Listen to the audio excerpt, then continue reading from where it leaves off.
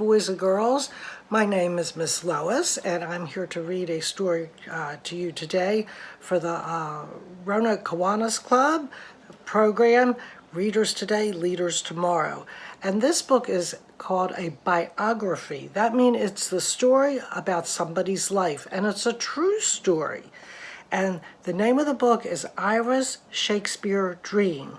And his dream isn't the kind of dream you have when you're sleeping. It's thinking about, what do I want to be when I grow up? That's my dream.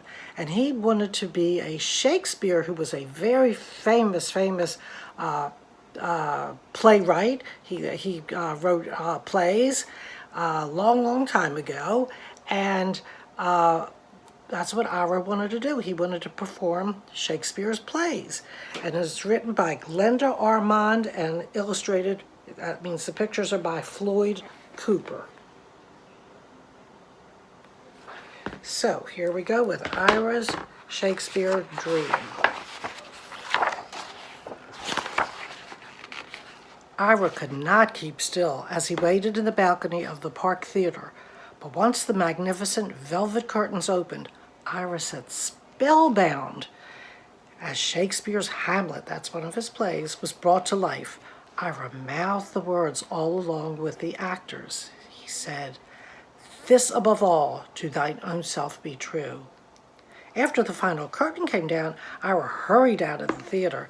If he got home too late, Pa would know where he had been. Besides, Ira had to prepare for his own performance in class. "Tomorrow is my big day," he said to himself.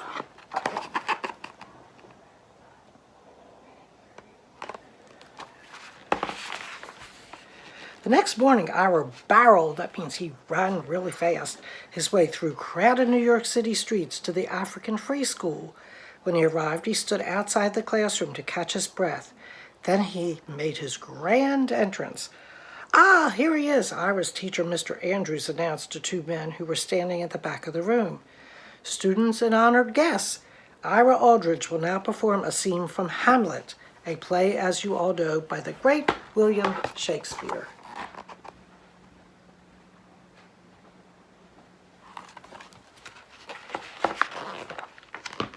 Ira paced back and forth, rubbing his chin and motioning his arms as he spoke the words of Hamlet, the troubled young Danish prince. He said, "To be or not to be, that is the question." "Bravo!" cheered his classmates and the visitors after Ira ended the scene with a bow. "Such talent," said one of the visitors. "For one so young, you have a great voice," added the other, "and your gestures perfectly matched the words."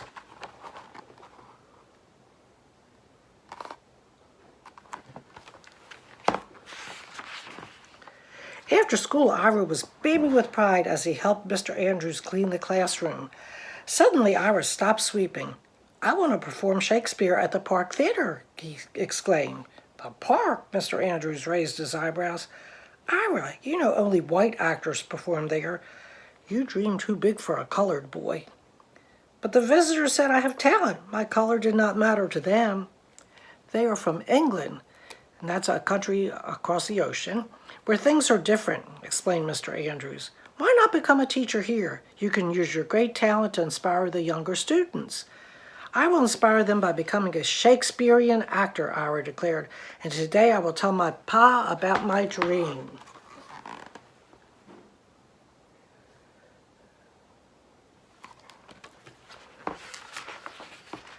Ira's father was a church minister who also sold items made of straw. Ira found Pa on Mulberry Street and sat with him in his wagon. "Shakespeare," Pa exclaimed when Ira told him of his dream. "How can you make a living play acting and pretending? Your brother Joshua couldn't do it. What makes you think you can?" Before Ira could answer, Pa began calling out to passerby in his melodic voice, "Straw man, get your baskets, hats and mats." Ira sat patiently while Pa sold his wares. On the way home, Pa said, "Ira, I want you to follow in my footsteps and become a good minister. Use your God-given talent to preach about right and wrong, and stay away from that playhouse. What would your mother say about such foolishness?"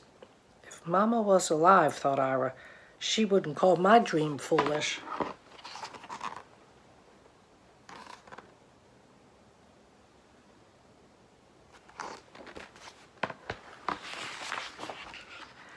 Against Pa's wishes, Ira continued to go to the theater. He even discovered a new playhouse, the African Grove. It was an all-black theater in New York City. At the park, Ira was forced to watch plays from the balcony, but at the Grove, he could sit in any seat in the theater to watch the lively acts and musical numbers. Sometimes the Grove even staged plays by Shakespeare. Ira was fascinated by the wigs, the makeup, and colorful costumes worn by the actors. He longed to be part of this magical world of the theater. Why couldn't Pa understand, Ira thought.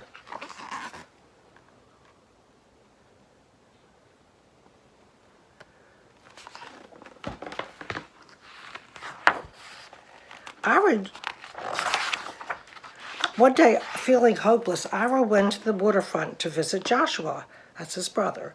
Ira found him at work whitewashing a boat. As they talked, Ira watched ships depart for far-off places such as England, the land of Shakespeare. "You have more talent than I had," Joshua said, following his brother's gaze.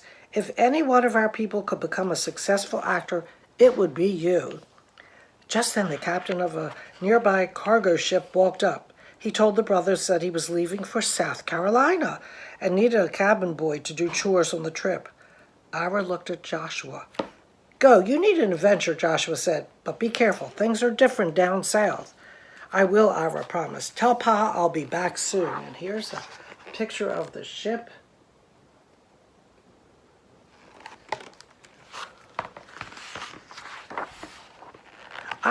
Ira enjoyed the voyage, but when the ship reached the port of Charleston, South Carolina, he was reminded of Joshua's warning. A man came aboard and, seeing Ira at work, offered to buy him for $500. At first, Ira was angry at the idea of being sold like a basket or a straw hat. Then he became fearful. Would the captain turn down so much money? Ira wondered. He was relieved to hear the captain tell the slave trader, "This young man is not for sale."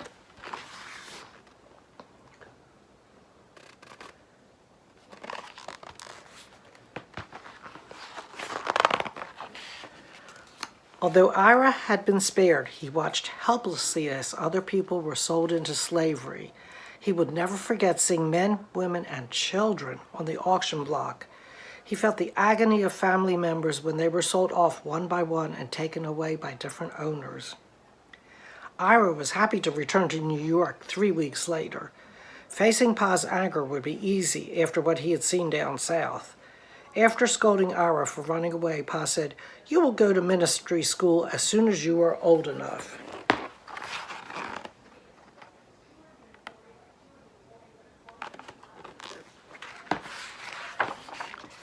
But Ira was determined to follow his dream. At the African Grove in the park, people took notice of the stage-struck young man. That means somebody who really likes the theater. Actors often sent Ira on errands in exchange for tickets to plays. Some of the stagehands taught him how to set building, how to make the backgrounds of the theater, and costume making. They all encouraged Ira to become an actor and cheered him on as he auditioned for a small role at the African Grove. When he was not watching plays from the balcony of the park, Ira was rehearsing or acting at the African Grove. He was chosen to play the lead in Shakespeare's Romeo and Juliet, and that was a big step for him.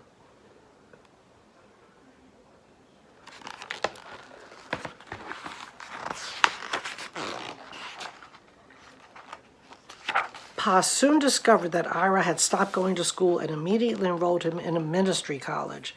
Now Ira was faced with a difficult question. Should he obey his father or follow his own path? The answer came from two actors who had befriended Ira, the brothers James and Henry Wallach. They were preparing to return to their native country, England. "You might find success as a Shakespearean actor in London," Henry Wallach said, "and we could use some help on the voyage. Would you like to come along as our valet?" That's somebody who helps men when they are traveling. "Yes, sir," Ira exclaimed. "I have experience working on a ship." A line from Romeo and Juliet came to mind as Ira tearfully said goodbye to Joshua. The line was, "Parting is such sweet sorrow." It wasn't easy to say goodbye to his brother.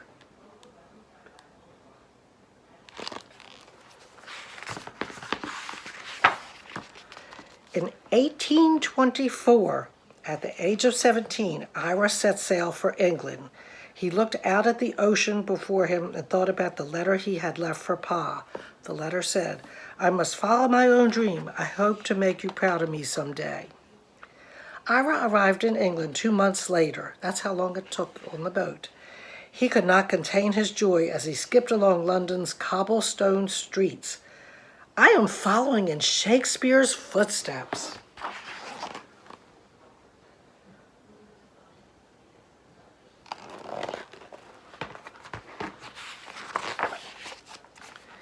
With help from the Wallach brothers, Ira found work running errands at a few small theaters. He was also hired to be an understudy. An understudy had to be ready to take the part of an actor who for some reason could not perform, kind of like a substitute. Finally, after waiting many months, Ira got his chance. He was asked to replace an actor who had become ill. This marked the beginning of Ira's acting career in England. Many theater goers praised Ira's acting. Others were not so kind. One said, "He needs more training." Another one said, "He should not play roles intended for white actors."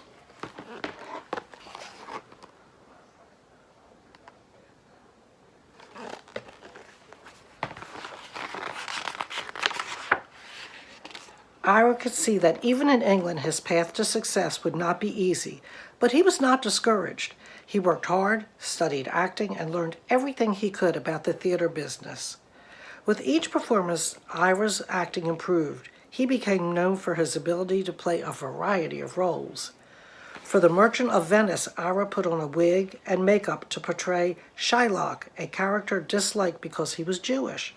As Shylock, Ira remembered the plight or the problems of his own people back home when he asked, "If you prick us, do we not bleed? If you tickle us, do we not laugh?" And those questions were questions asking, "Aren't I just like you, even though my skin color's different?"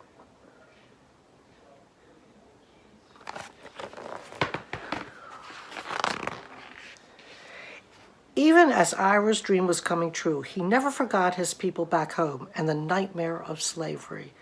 Sometimes at the close of a performance, Ira came out of character, that means what he was acting, the person he was acting as, and sat on the edge of the stage. He preached to the audience about the injustice of slavery. He told them that, although he was born free, he had once come close to being sold into slavery. Audiences were moved as Ira recounted for them the cruelties he had witnessed.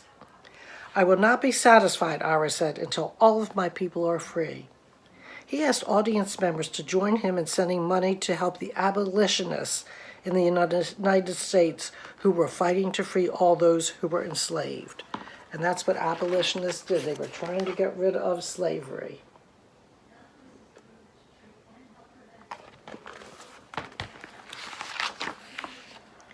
Ira's fame and fortune grew as he traveled beyond England. Wherever he went, he worked with local actors and showed them how to make costumes and sets. By the 1840s, Ira was one of the most celebrated, meaning famous, Shakespearean actors in Europe. His most famous role was the lead character in Othello. That was the dark, tragic hero who was commonly played by white actors wearing black makeup. Ira did not need this makeup, and the emotions he expressed as Othello were as real as the color of his skin. Like Othello, Ira knew despair. That means great unhappiness. He had seen it in the eyes of enslaved people, and like Othello, Ira knew sadness and regret.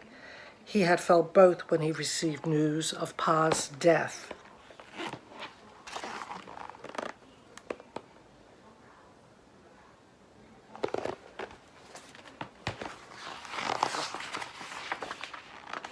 After many years of portraying Othello, Ira became the character in the minds of his admirers.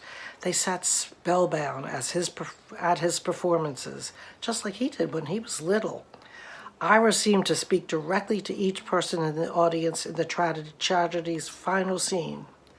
"When you shall these unlucky deeds relate, Speak of me as I am. Nothing extenuate.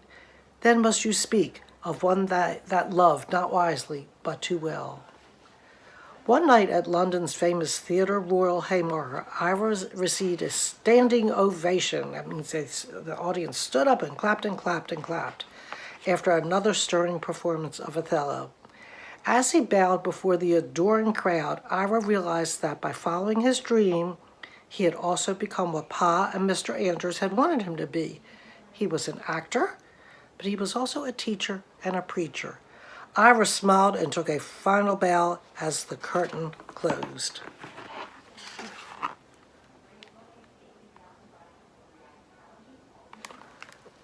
So this is the story, the biography, the real true story of Ira Aldridge and following his dream. And just like Ira Aldridge, you can have a dream of what you want to be when you grow up, and study hard, read a lot, and do what you need to do to learn the skills you need to be what it is that you want to be. Thanks for listening. Bye now.